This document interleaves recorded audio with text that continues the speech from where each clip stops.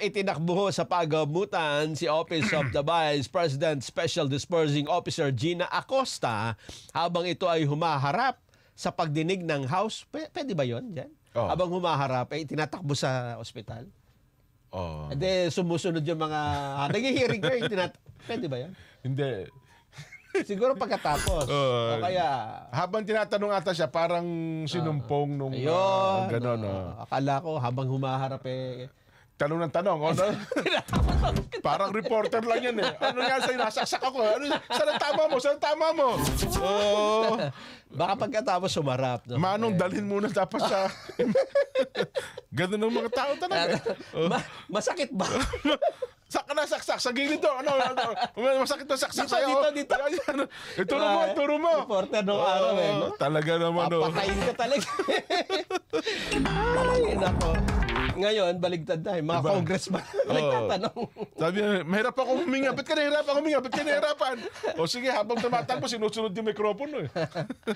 Eto naman yung Gina Acosta, itinakbo rin sa ospital. Daawa ako dyan kahapon. Mukhang talagang nag-ER, emergency room ng ospital. Ayun nga, Umarap po kasi sa kauna-unahang pagkakataon si Acosta matapos ang ilang beses na hindi siya dumalo sa pagdinig.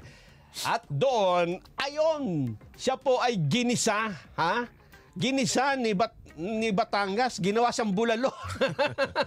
Gisadong Batangas At lomi ni Batangas 2nd District Representative Jervil Luistro sa kanyang papel sa pagiging OBP Special Disbursing Officer.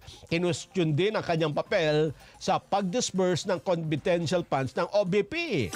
Inamin niya na ipinagkatiwala ang 125 million pesos kay Vice Presidential Security and Protection Group Commander Colonel Raymond Lachica, ang security officer ng OBP.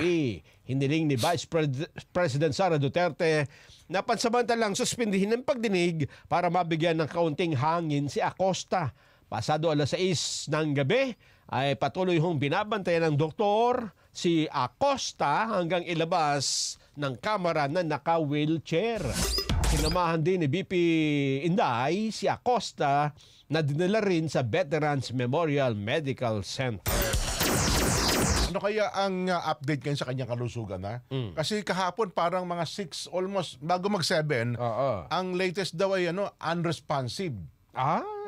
Kaya diniretso na po siya sa emergency room ng ospital. Ibig sabihin, pagka unresponsive, pag binuksan mo yung mata, parang kung tinatapik-tapik, ganyan. Kausapin, hindi daw tumutugon, pero sana ay nasa maayos na kalagayan. Maayos na po ang kalagayan, Yun ang ating binabanggit kahapon, yun ang pinaanak na sagot yung babae.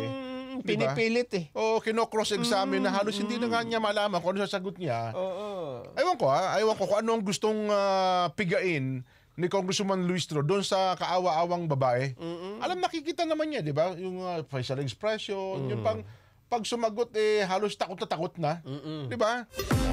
Parang gusto niya yatang hintayin doon kay Gina Acosta na ipagkanulo si BP Inday. Parang parang gusto ituruan. Si BP Inday pong lahat namin kagagawin yan. Para matapos. Para matapos ng usapan. Hanggang hindi niya sinasabi yun, dire-diretso. Yun ang...